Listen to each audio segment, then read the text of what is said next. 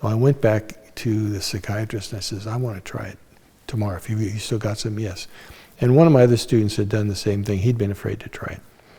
So he said, okay, yeah, I've got enough. So we went up and he said, I'm going to put some in this pipe. I don't know, he just poured some in. Later I estimate it must have been 15 to 20 milligrams, which is a lot. And torched it, and we were supposed to put eye shades on, and he had music. After I did that, I was laying down, and all of a sudden there were these phosphorescent colors that started swirling, and they grew more intense, and then it was a big ball of light that just hit me, and then I went unconscious.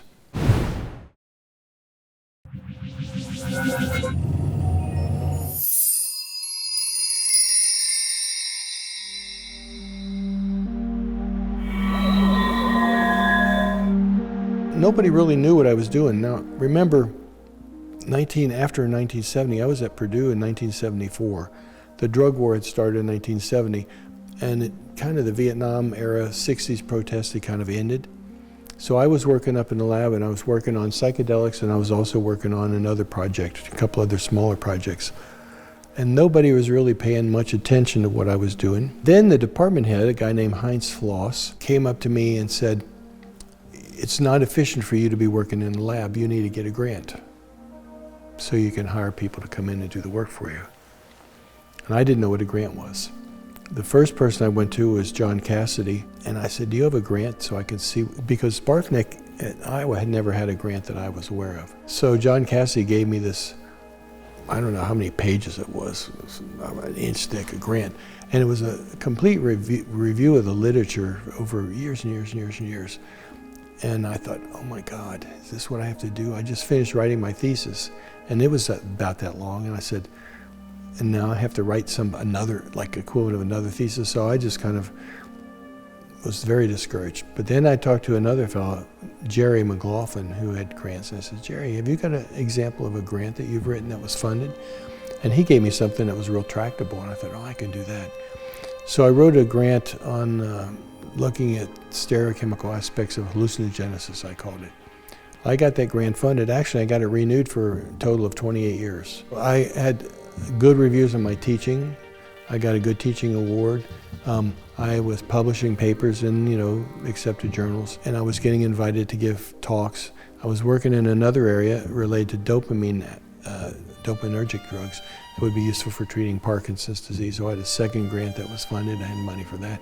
So as long as I was getting funding and publishing papers and training students, and a lot of students that came to the department were interested in working on psychedelics, there was no place else to do it. And so I got some good students. I remember there was one of the professors, I heard him complaining one day about how come Nichols gets all the good students? Well, I didn't get all the good students, but obviously I'd gotten a student that he thought he was going to recruit into his group. So I think it was because I was easy to get along with. I'm basically a friendly guy, and the students enjoyed working with me, and I was excited about what we were doing. And so nobody really cared what you were doing as long as you had grant money, you were publishing papers, and you're getting good students and training good students. So no one really thought about it. I remember when I was at Iowa as a graduate student, it was funny because we had to get alcohol cards. We used USP alcohol, which was drinkable alcohol. And so, but there was no taxes paid on it because it was used for scientific research. So we'd have to get these little cards we'd take down, and the professor would have to sign them approving the use of alcohol. By the time I finished my PhD, I had a drawer full of all kinds of psychedelic amphetamines. And I thought, here I have this drawer with all these things, but now I have to go down and get a card signed to get a bottle of alcohol, ethanol. So it's kind of hilarious. After the drug war started, you had to get a license, a Schedule I license. So when I started working on psychedelics, then I had to have a license and had to keep them all locked up and keep an inventory. So that was the other thing. But I don't know that anyone really thought about what I was doing. Like, oh my God, you're working on psychedelics. Other professors would sit in. You have committees for a student, a PhD committee. So they would see what my students were doing, and it was all good science. So never had any questions about that. When Rick Doblin approached me about making MDMA, I didn't have any qualms at all. And when Strassman wanted me to make DMT, I said, we just need to make sure, because then it was covered by the controlled substance law. We had to make sure, and so there was something I think called a coincidental activities clause or something, that if I was working on somebody that had a legitimate reason to have the stuff, then it was okay for me to make it. And I had to put in my schedule that I was making it. And then when I made psilocybin, it was sort of the same situation. I didn't really think about getting in trouble making them or anything. It was all up and up, on the up and up. Albert Hofmann, he came to Purdue and gave a seminar. And I think probably he was invited by the dean, Vero Tyler, who was a natural products guy, who his interest was in ergot alkaloids. So Albert Hofmann came to Purdue. We had lunch with him. I had a chance to talk with him personally. One of the warmest human beings you could ever meet. Really, you know, if you were going to say you had a grandfather, he would be the perfect grandfather. He was short, but just really smiling all the time, really full of good humor. And I'd ask him, how was it that you got the LSD in your body the first time you made it? And he had no idea, because people said, well, you know, maybe he didn't tell the truth or whatever. But he says he had no idea, because, you know, he was working in a lab, and the first time was an accidental contamination. I suspect it was maybe some just degree of carelessness, because back in those days, even when I was at Purdue, we didn't wear rubber gloves most of the time. You really didn't have protective equipment. And back there in that lab, I'm sure he was very careful with the ergot derivatives he was working on, because ergot was real powerful, potent compounds. But I think it was just, you know, some kind of carelessness. I actually gave a talk once where I suggested that maybe he didn't get into his body after all, because he was meticulous. If you could have seen his bench, probably the Germans, you know, everyone talks about Germans being kind of anal retentive, OCD, etc.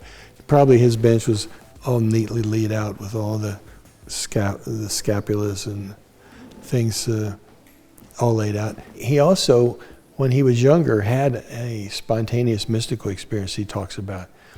So I said, there's some, and I gave this talk, and I said, there's some things in the story that don't make sense. I said, and I read the description of his first accidental ingestion, what he saw, the colored patterns and so forth. I says, now, this audience, I'm sure, is experienced with LSD, and it was a bunch of, it's a hippie type audience. I said, I'm going to ask you, how many people think that he must have ingested, on that first occasion, at least 50 micrograms? All the hands go up. How many think it was at least 100 micrograms? All the hands are still up. How many people think 150 micrograms? Most of the hands are still up. How many people think 200 micrograms? It's just a couple. So I said the majority of this audience, who is well acquainted with the potency of LSD, thinks that Albert Hofmann must have accidentally ingested perhaps 100 to 150 micrograms of LSD on that first occasion. And then I read the second part. He went home, and after 2 hours, the effects wore off. I said, now, if you took 100 micrograms of LSD, would the effects wear off in 2 hours? Well, they wouldn't. Everyone knew that. I said, so let me present an alternative hypothesis. He had a history of spontaneous mystical experiences. And this was just, coincidentally, another spontaneous mystical experience, associated somehow with LSD. But anyway, and so maybe he didn't really ingest it. There's problems with that. I mean, you have to kind of invoke paranormal stuff to really think that this is the way it happened. But it is hard to envision that he got any kind of amount, because if he had, it was the freebase, you know, okay, freebase maybe had some on his fingertips, could have, you know, wiped his mouth, rubbed his eyes, could have gotten easily 20 or 30 micrograms, maybe at the base, if he purified it by column chromatography, using dichloromethane and silica. So the solution, he didn't wear gloves, so maybe some of the solution got on his fingertips and dried up, and he wasn't real careful, and, you know, rubbed his eye, picked his nose, you know, rubbed his lips. But the fact that it produced that intensity of effects that only lasted for a couple of hours is kind of difficult to understand. And then, of course, he came back the following Monday and took 250 micrograms, thinking that this was a dose way below anything that would have any effect at all. And 250 micrograms of LSD is a pretty good dose. After the drug war started, there was no institutional funding for research on psychedelics at all, except I had a grant from NIDA. There were a couple of other grants. There were some people in Germany, but during that period after 1970 to probably up to almost 1990, there was really only a handful of people in the world that were doing research. And I also went out of my way to encourage people to do it. And made the MDMA for MAPS, made the DMT for Strassman, made the psilocybin for Johns Hopkins, and really was promoting this as much as I could, because I really thought, based on just my experiences, but other people I talked to who had even more powerful experiences, I was convinced these things were really important and they were being overlooked. So I had no desire to be a martyr, but as long as I was getting funded to do it, I was going to keep doing it. I did have another grant to study these dopamine drugs that was funded also for about 38 years. The thing that really hammered me the most was I was at a meeting in Esalen, and somebody had brought 5-methoxy-DMT, a psychiatrist. He actually was a psychiatrist. He was dosing people up. And my students had gone to this particular meeting in Esalen and had a big tent pitched up on the hill. They'd told him, we don't have cabins for you. Esalen is a bunch of cabins and kitchens and stuff. He said, we don't have a place for you to sleep, but we can feed you if you come. You're Dave Nichols students. So 3 of my students were with me. So they had pitched this big tent up above the big house at Esalen. And this guy was dosing people up with 5-methoxy-DMT. And I was watching this, and I had never really done big doses of psychedelics. It kind of scared me, because it scared me.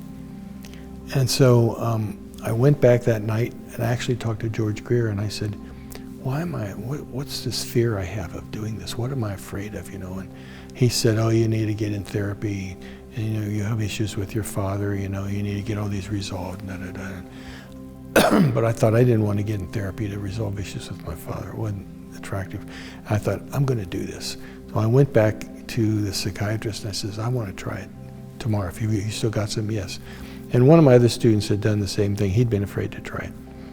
So he said, okay, I've got enough. So we went up and he said, I'm going to put some in this pipe. I don't know, he just poured some in. Later I estimate it must have been 15 to 20 milligrams, which is a lot. And torched it, and we were supposed to put eye shades on, and he had music. After I did that, I was laying down, and all of a sudden there were these phosphorescent colors that started swirling, and they grew in more intense, and then it was a big ball of light that just hit me, and then I went unconscious. And then at some point later, I began to regain consciousness, and they said it was a progression of whimpers, cries, screams, and roars. So it was a progression of crying out to, it ended up me being roaring. And I remember in my mind, I was a lion, which is an archetypal image, right? I was a lion in my youth. And I jumped up and I said, I've been reborn. And I remembered being born. Remembering my birth cries.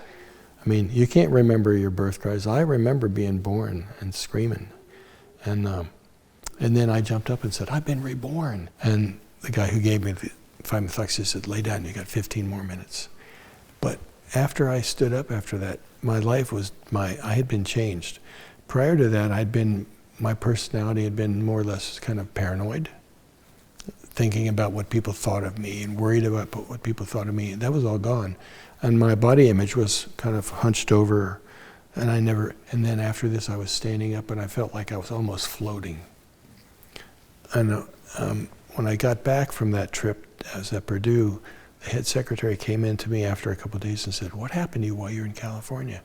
I said, why? She says, you've been floating a foot off the ground ever since you got back. That was the point when I really thought, these things changed me in a way that I couldn't have done myself, that I wanted to have happen. I became more open, I became, I think, more friendly, I lost all the paranoia was gone. And that's when I really probably got more devoted to making sure that these things became drugs, because it wasn't just a recreational thing. It had improved my emotional state in a way that I couldn't imagine have happened before. So I really wanted to see these become drugs. And so I would say overarching is, a woman asked me back in probably 10, 15 years ago, what I saw as a future for these.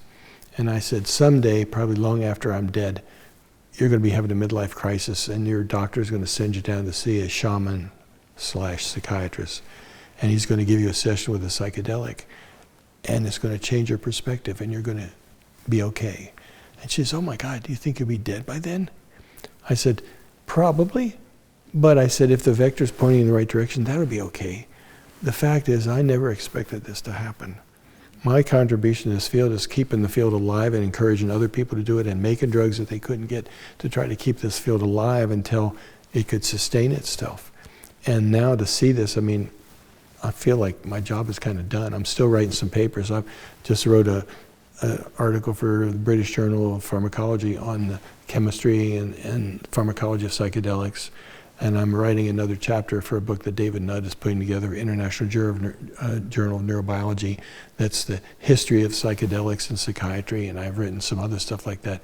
And now it's like I'm going back and writing my memoirs and stuff like that. But the field has taken off. I mean, the number of I used to keep track of the publications. I can't anymore. I've got thousands of these publications now that I've saved as PDFs in a whole folder, and I don't have time to read them. There's so many. Before I could keep up with it. So really, I would say, if I had to point to a contribution without being too self-aggrandizing, I guess, I'd say trying to keep the field alive and encourage other people to do it until it could take off. You know, the Hefter Institute, Charlie Grobe did the study of dying patients published in 2011. Johns Hopkins and New York University published of psilocybin-assisted therapy in dying patients in 2016. And those, in my opinion, are really seminal papers that really people said, oh, look at this, there's a big study. Michael Bogenschutz in the study of psilocybin-assisted treatment for alcohol use disorder. You know, the little one we funded Hefter, and the big one we funded at New York University. I mean, these are like seminal papers, I think, that got people really excited. So I kind of like to think that I had a role to play in keeping the field going and moving, because otherwise, you know, if you wanted a seminar on psychedelics in the 1970s or 1980s, I was one of the few people that you could, and I'd give seminars at medical schools because there was a lot of interest in psychedelics.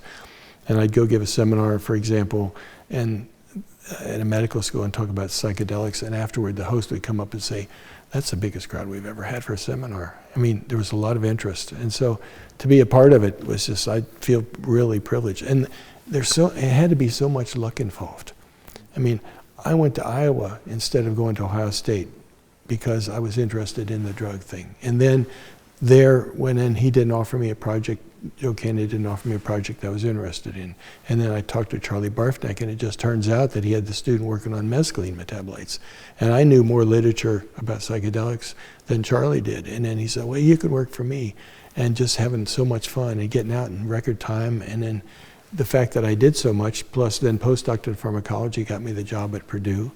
So having the expertise in both medicinal chemistry and pharmacology allowed me to do things that I wouldn't have been able to do because there was nobody to collaborate with. If I wanted biology, I could make compounds, but who's going to test them?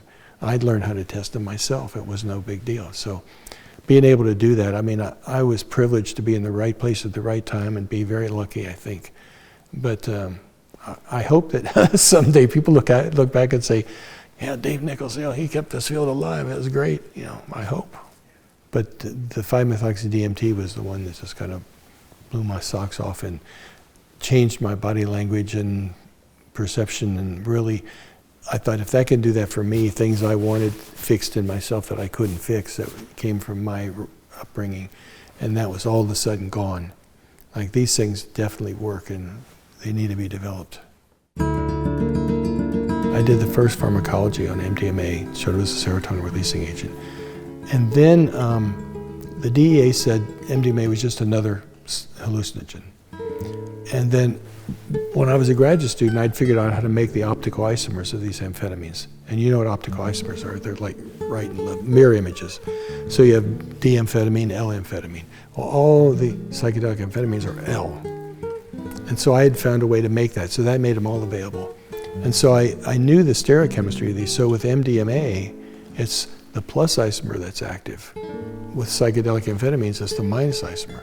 So there's a difference there. So that allowed me to say, okay, they're different because the stereochemistry is different. It's a different receptor.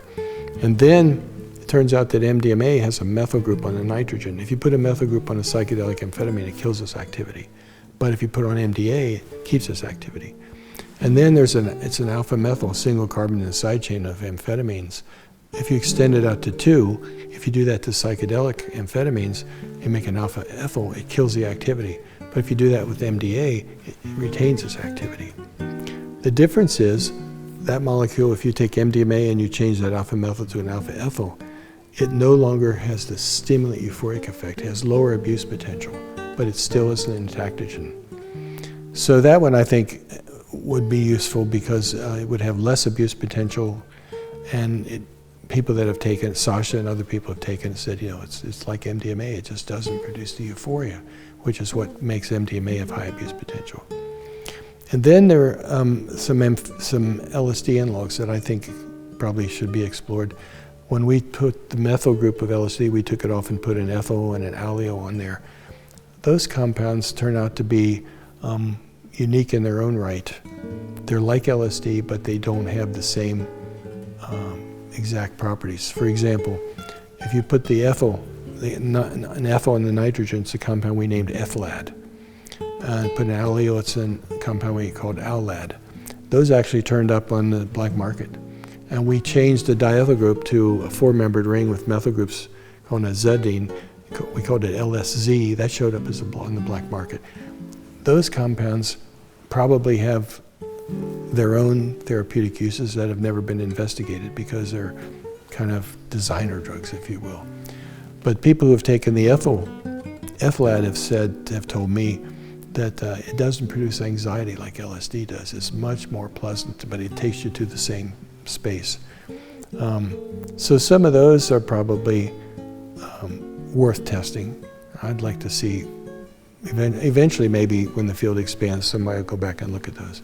And that alpha-ethyl analog of MDMA, which we called MBDB, I think that has potential to be useful doing the things that MDMA does, but without having the abuse potential because it doesn't produce the euphoria that you get with MDMA.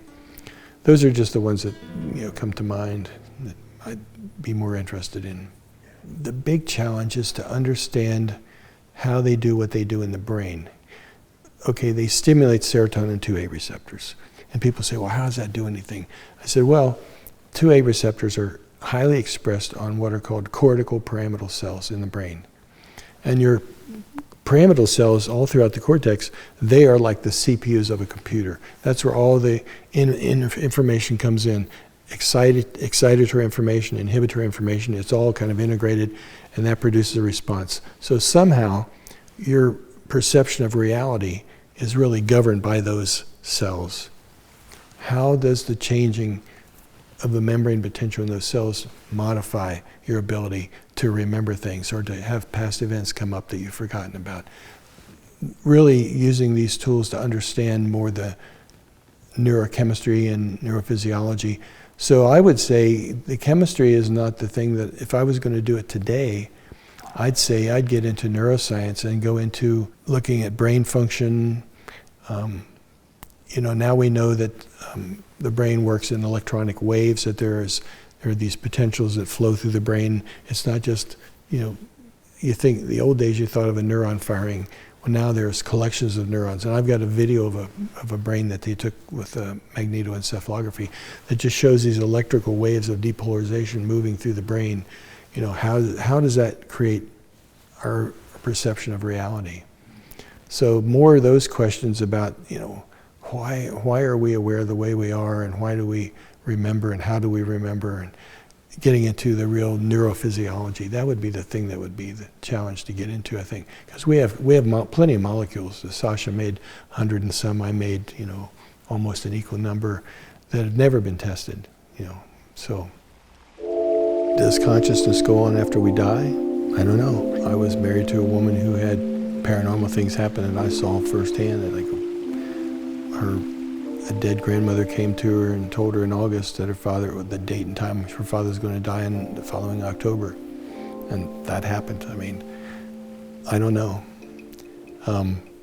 Is it just a function of our brain? Or is there a life force? I kind of think Maybe there is, but on the other hand, she thinks when your life is over, it's over.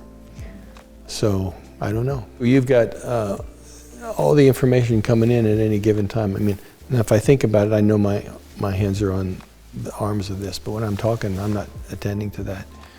I think there is some kind of a reducing valve in the way that we process information, that we get access to just what we need to survive. Psychedelics, they obviously change that. One of the slides I have when I give a talk is all the places that the serotonin 2A receptor is located in the brain. It's in all the major structures. It's in the thalamus and the frontal cortex and lots of different areas. It also regulates firing in brainstem structures, the raphe and locus ceruleus. And when I think about like the cortex, it's getting all the input from all the lower cortical centers, and it's just processing the stuff you need at this point in time. I mean, I see you, I'm talking to you, but I don't need to think about what I'm doing tonight or what I'm doing tomorrow at this point in time. I think when you stimulate the receptors that are on those cortical pyramidal cells, it depolarizes them and makes them easier to fire. And I think literally, when they talk about psychedelics being mind expanding, you know, if you think about a computer, if you make the computer chip fire at a faster clock rate, overclock it, it'll process more information. And I think the same thing happens there. Your cortical cells are capable of processing more information, and they're picking up stuff that's under the level of your awareness, unconscious. So impressions, imagination, if you take a psychedelic, the thoughts come faster than you can grab them. At least when I took it, it was like you'd have the thoughts and they would just flash through your mind. You'd see them, but you couldn't really catch them. Whereas normally you can catch them and focus on them. And I think psychedelics do expand the ability of the brain to process more information. With some of the imaging they've done now, they've shown that with psychedelics, your visual processing is back in the visual cortices, but they've shown with brain imaging that visual interpretation of visual information moves around to the sides of the brain under the effect of a psychedelic. So it really does expand the capacity of the brain to process information that normally, you wouldn't normally be processing visual information in the sides. It would be pretty much in the primary visual cortex. So I think the whole brain, this idea that Carl Harris has about increased entropy, the brain has more ability to expand. And if you've seen the pictures, they show an illustration of that, and I've got that one of my slides too, where you see a normal brain that shows the interaction where these parts are talking together, and then under psilocybin, the brain is just a mass of communications and networks. So you really have an expansion of the processing power of the brain. I graduated from high school in 1962. Folk music was really big. I bought a guitar and started learning how to play that. I didn't have a real talent for it, but didn't take any lessons, so maybe it would have been better. And then Bob Dylan's song came out, John Wesley Harding album, and that had a harmonica in it.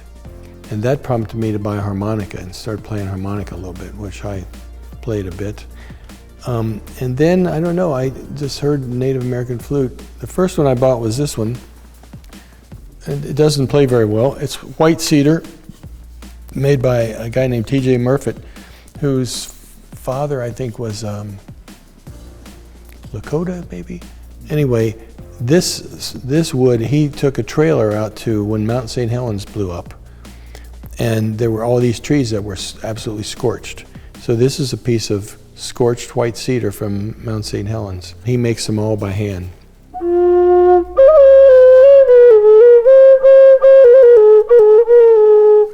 So it doesn't play very well. He thought I wanted it just for decoration anyway. He offered to put some beadwork on it and said, oh yeah, we can make it really pretty. And most of the people that bought his flutes just put them on a wall.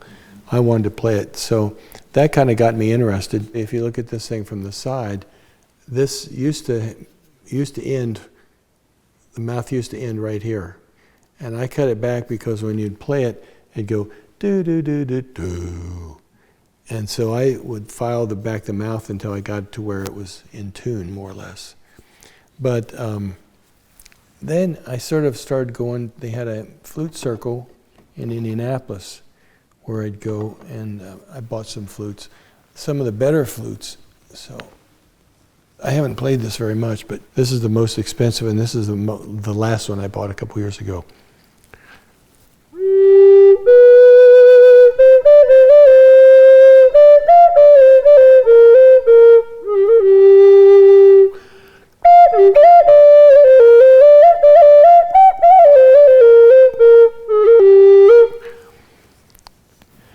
So I just started playing those because I didn't need the guitar. I couldn't really play enough on the guitar. The harmonica, I taught myself how to play harmonica, and I taught myself how to play this. So it just. But anyway, I just like them because and you can play them. You don't have to have any musical training. If I sit here and nobody's here, I can just play for myself, and I don't have to know anything. Harmonica's kind of the same way. Just put in there. The central receptor that's activated is the 5-HT2A receptor, and DMT and psilocin both activate that receptor. The other thing they do, though, is they also activate a receptor called the serotonin 1A receptor. And if you take that 4-hydroxy of psilocin and move it to the 5 position and make it a methoxy, that's this 5-methoxy-DMT that's been called the God molecule. And that's the one that's really powerful. And if you look at animal studies, what they really pick up on is the activation of the serotonin 1A receptor. The 1A receptor is also important in brain function. So it turns out that DMT is much shorter acting. It's broken down more quickly. And I think that ayahuasca is probably comparable to psilocin when you take. So ayahuasca is a DMT mixture, but it's got beta-carbolines which prevent the breakdown of it in the body. So I think ayahuasca is probably like a long-acting DMT, very similar to psilocin. That was my impression of psilocin and ayahuasca were similar. The ayahuasca that I've taken doesn't make you vomit, which they all say, oh, that's part of it. That's purging is important. That's important. But I had some really high-quality ayahuasca and didn't make me vomit. I don't think you need the purging. I think probably the Banisteriopsis, those alkaloids, if you get too much of those, I think probably that's involved in the vomiting. DMT doesn't really make people vomit. Psilocin doesn't make people vomit. I think it's the plant material that comes in with the Banisteriopsis. I actually took DMT once mixed with one of the beta-carbolines of harmaline and vomited. And I think it was because of the beta-carboline. I think it's going to continue to evolve. The MDMA is a setback, but we need that for PTSD, but it can do other things. I think MDMA, its power is maybe underappreciated because coupled with hypnotherapy, it can do some incredible things that nobody has really approached that I know about personally. With psychedelics, I proposed something once to Rick Strassman and George Greer. We were at Esalen, and I said, when I was given 5-methoxy-DMT, I was told, you'll think you're going to die, but you won't die. And that was kind of strange. What if you had someone in prison who was a really horrible person, had killed somebody, was locked up for murder, and you were going to said you're going to die by lethal injection, and you gave them a 5-methoxy-DMT instead. And then, of course, it didn't kill them. They come back out of it, and you go, well, we can't do this again. For some reason, you didn't die. We got a prohibition against double jeopardy. So could you put them then back in and set up a big science experiment where you then started looking at them every day and having them testing them and see, is it possible that you could take someone who was so broken that they were that dangerous? Could you rehabilitate them? Is it possible? Because most of those people had really broken childhoods, from what I understand. It's just not that they were born that way, it's just that they went through some horrible traumatic things as children. Is it possible that you could rehabilitate any of those people? I don't know. Leary did the Concord prison experiment, but apparently he faked some of the follow-up data, so nobody believes it. But is it possible you could put people back in the straight and narrow, not just ordinary people? I mean, it's a new technology for Western medicine. Other societies have known about it. I mean, think about the mysteries of Eleusis. Whoever's seen the beginning of time has seen the end of time, and you were allowed to participate. It was a great privilege to be part of that once in your life, but we don't know much about it. Is it something we would have as a rite of passage in our society to kind of clear out the cobwebs from bad parenting? I don't know. I think the potential to really improve the human condition exists if we can do it without killing ourselves first. It's just really hard to say. I mean, we don't know that much about it. When we start doing therapy on a larger scale, if it's affordable, that's the other issue. Can we make it affordable? How is it affordable? I had three brothers, and two of them were like right wing, like my father, and the other one is more or less like me, although he's kind of screwed up. But a difference is both of us took psychedelics, and neither the other two didn't. If you have someone who has major depressive disorder, and now you would give them Prozac or escitalopram or something, if you give them a non-psychedelic, and it cures the depression, that's fine. But in conditions where you have someone who is facing death, existential distress, I've seen videos of the people that got psilocybin therapy for that. It takes away the fear of dying. It makes them want to reconnect with family members. It gives them a new sense of living. Going back to the very first ones from the 60s, Eric Cast, and he says in there, the effects on their mood persisted for much longer than the analgesic action. When he compared it with Demerol and hydrocodone, I think it was just as effective, but then it lasted longer, and those people's attitudes changed. There's a woman who was in Michael Bogenschutz's first alcohol use disorder study in University of New Mexico. She wanted to get her husband into the program, and she came to tell Michael Bogenschutz it, and he won't come. And he says, well, do you qualify? Tell me about yourself. And so she filled out the questionnaire. He said, you qualify. Her situation was, I can't remember whether she worked two jobs or whatever, but she'd come home dead tired. The first thing she'd do is pour herself a drink, and she'd drink. And the kids would come and want attention. She'd kind of put them off. Leave me alone, I'm tired. Okay. She took the psilocybin, and she said, I realized I was cheating my children. Now when I come home, they come, and I say, come on, tell me about your day, and we all get together and we talk about it. She says, they replaced the alcohol. And she said, I realized I was cheating my children of their mother. Now that doesn't come with a pill with no insight. The same thing for people that are dying. You're dying, you become estranged from your family, you're in pain, existential distress, and of course that makes the pain worse when you're in distress like that. And then they start looking at what they've done and their relationships and all that mental stuff that goes on in a psychedelic is necessary. You can't just give them a pill and make that go away. Peter Hendricks is treating cocaine addiction with psilocybin, and he had one of the first patients that came in. She was basically literally living under a bridge. Got into social services, got a place to live, started going back and getting an education, and she said he gave her life back.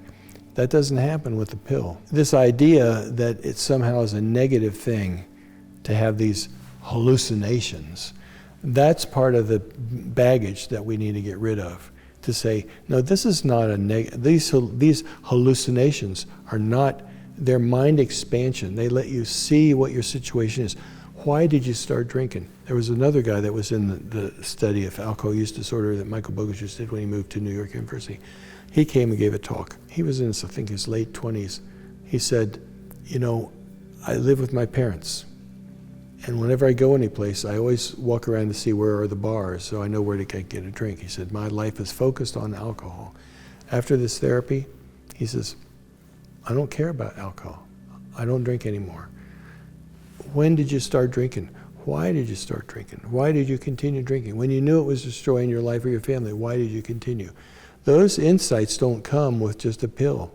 There's a cognitive component that's important, and people need to quit talking about, well, people don't want to have the hallucinations. No, it's not hallucinations. You're using the wrong word. Hallucinations are you can't tell a hallucination from reality. This is a change in perception when you see what your motivation is and why you did it and why you're afraid. And this fellow who was dying had been estranged from his brother, and he called his brother up after the episode and said, I want to see you. We should never have gotten apart, and they get together, it reconnects. That kind of stuff doesn't happen with the pill. So I don't ever believe that psychedelics they're going to get something that does that.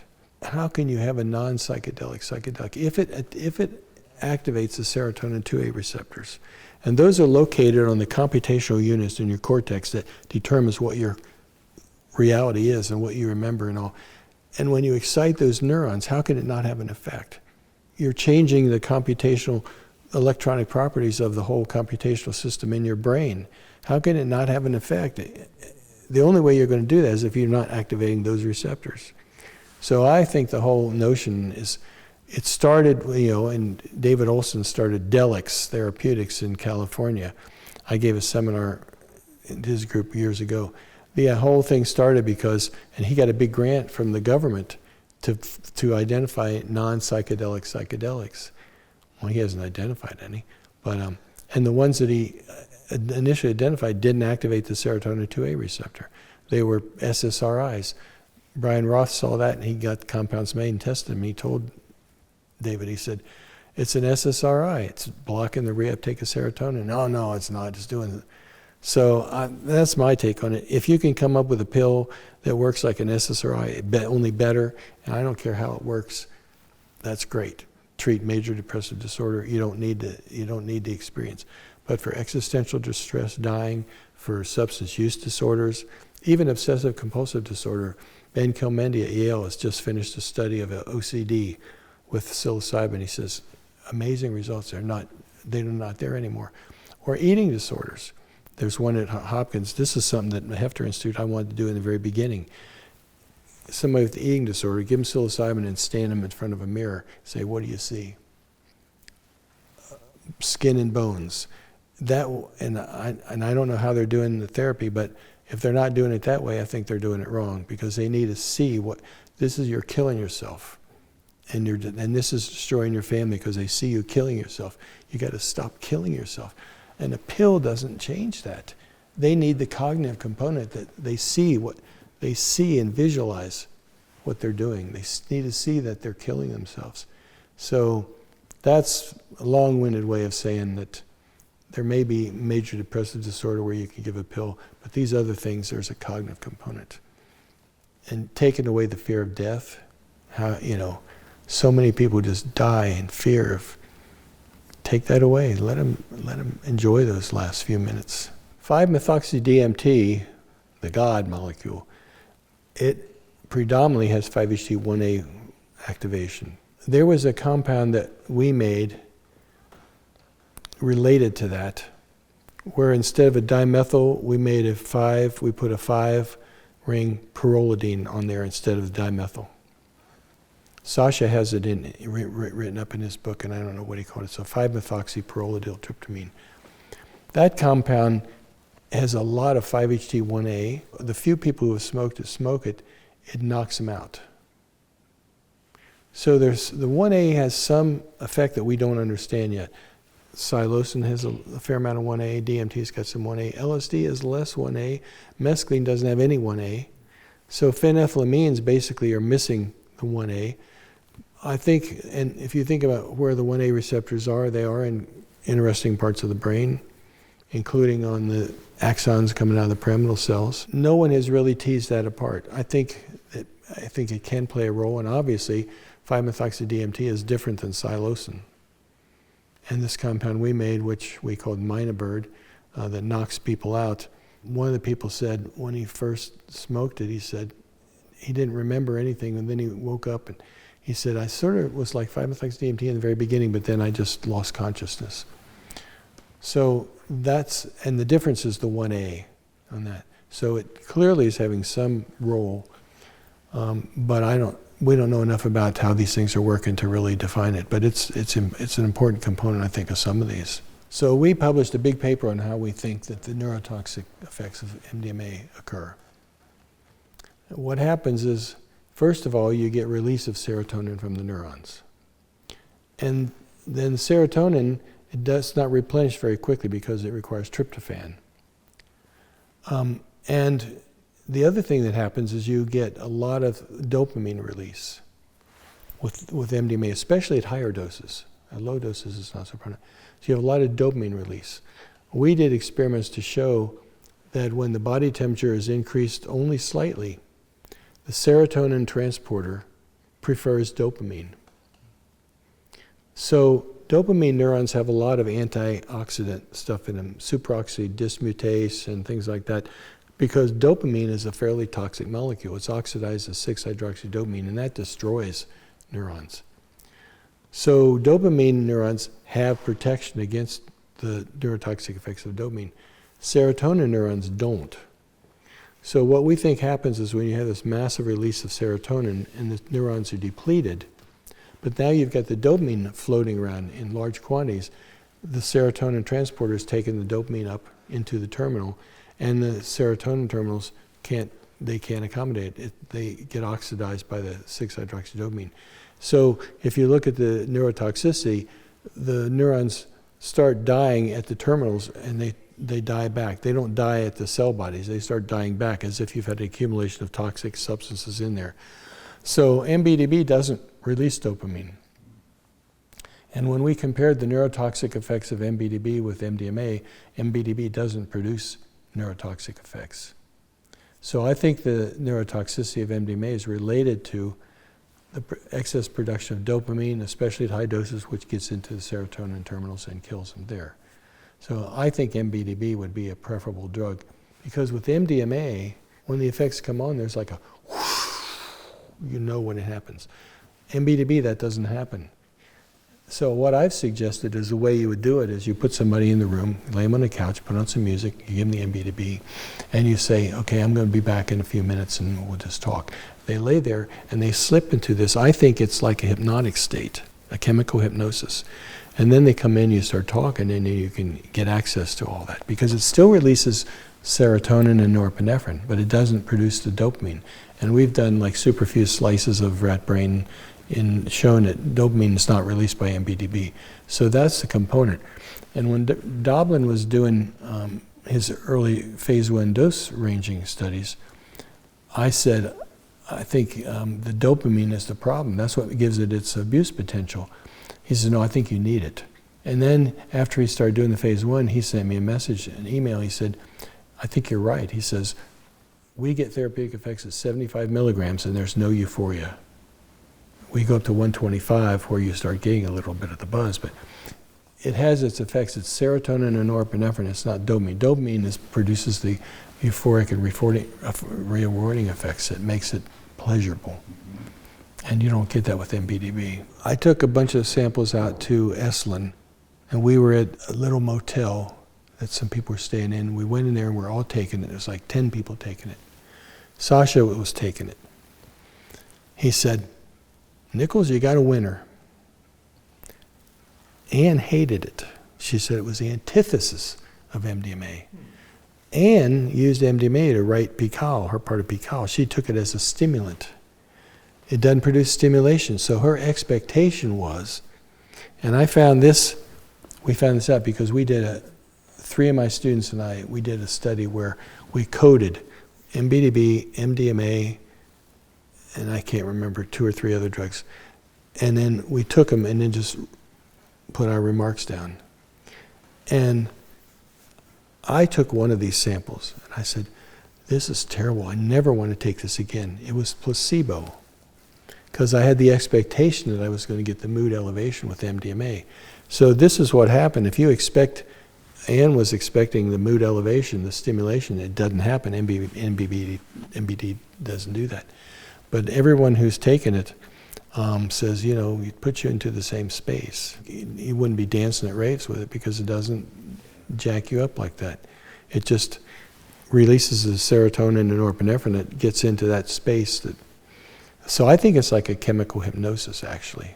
You know, MDMA is good for PTSD is 3 treatments, typically. Psilocybin, it's eye shades, earphones, and there's no interaction between the patient and the therapist, except in the preparation and the integration afterwards. So it's completely different. With MDMA, you're steering people. And I know MDMA can be very effective with hypnotherapy, because it also brings that focus, and you can focus and you can recall repressed memories, stuff that, you can pull it out.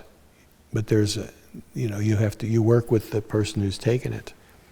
And I've seen that. There was a woman at Purdue, she was a student and was at a party where everybody was taking MDMA.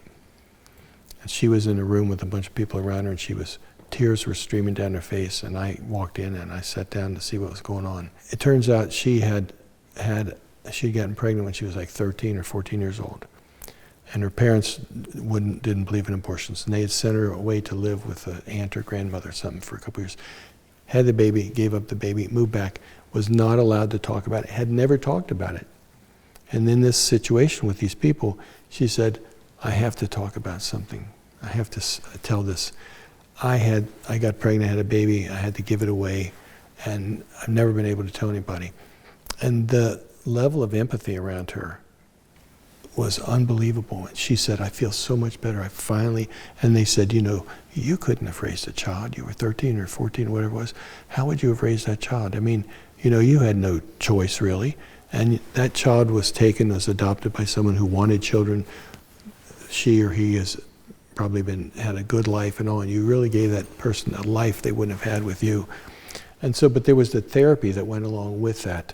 With the psychedelic, maybe in the integration afterward, you might be talking about things, but MDMA really focuses more on things that have emotional content.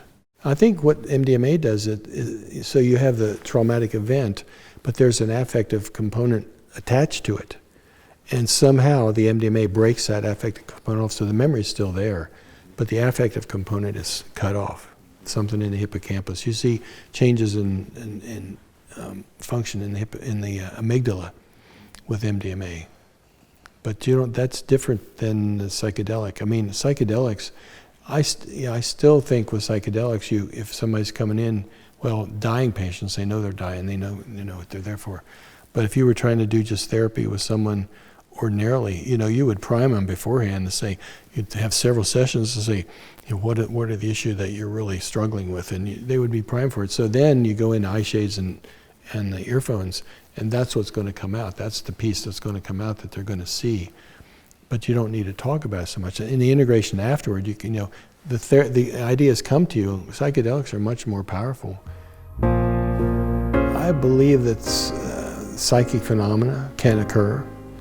My second wife remembered, the grandmother came to her and told her when her father was going to die on the 16th at 6 a.m. He died on October 16th at 6 a.m. And how could she know that in August? And she was always having paranormal things like that. And she actually was kind of nutty. And that was the thing that attracted me to her, because I was really interested in paranormal stuff and all. Sure. And she was not altogether.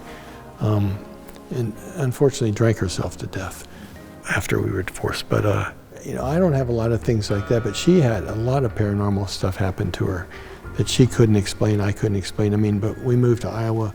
She described the apartment we were going to live in before we got there and saw it. How'd she know that? And some of these things, you don't know whether it's real or not. But we were when I went up there for the visit to look at the place before we moved there, we were staying in a motel, and I'd told them to give me a wake-up call. And the phone rings. I'm waking up, and I'm just dreaming. And I'm looking out through this guy's eyes. He's looking at his watch. He says, we need to call those people for the wake-up call. And at that moment, the phone rings. And you can't tell whether it was just a dream or whether the phone there was a click before it rang and whatever. But some things like that. And I've read a lot of stuff about people and psychedelics where someone will come and they're tripping. This person comes and says, sorry, I'm not going to be able to get back. And then what's all this about? And they find out a week later this person died. I don't know if there's more there than, and my wife and I a lot of times will be thinking the same thing exactly. And I'll be thinking something and she'll say, I was just, And I said, I was thinking the exact same thing. And then maybe that happens to you some.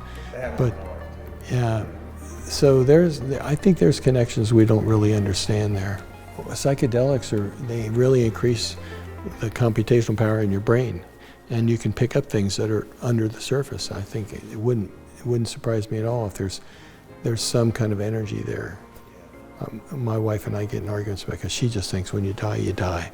My dad. And I kind of think, I don't know, like, I'm not sure. I mean, I don't believe in there's a big daddy in the sky or anything like that, but,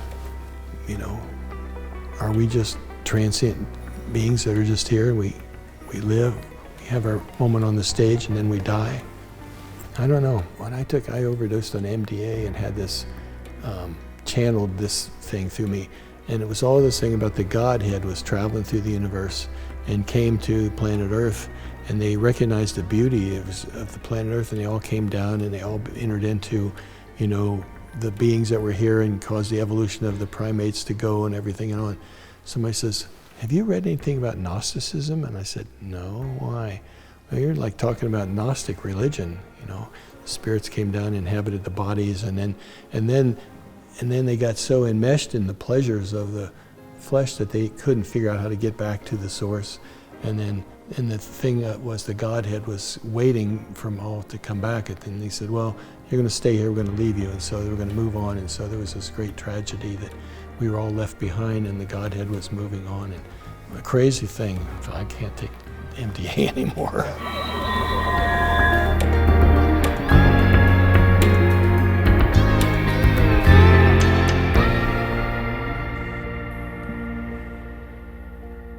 Thank you for watching, and please remember to like this video and to subscribe to our channel. For more information or to make a donation towards our cause, please visit our website.